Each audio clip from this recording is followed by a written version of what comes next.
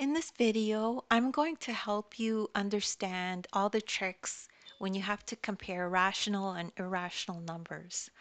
So we need to choose the correct sign for this statement. We have pi over 2, question mark, 9 over 10, and we need to figure out if it's less than or greater than.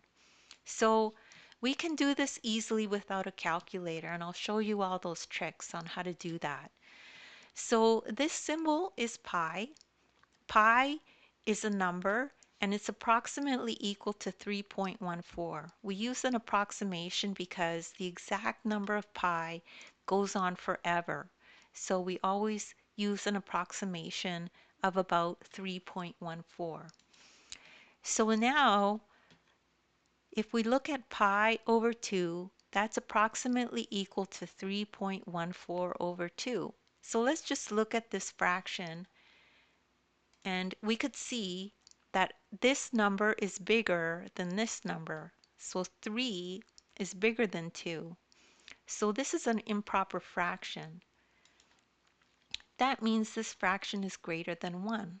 All improper fractions are greater than 1. Now let's look at the other fraction, 9 over 10. Well, this numerator is smaller than the denominator. The denominator is bigger. This is a proper fraction. So all proper fractions are less than 1. So that means pi over 2 is greater than 9 over 10. And that's it. That's all there is to that problem. Those are all the tricks on how to do this type of problem. Don't worry if you didn't get that right away. You could just rewatch the video.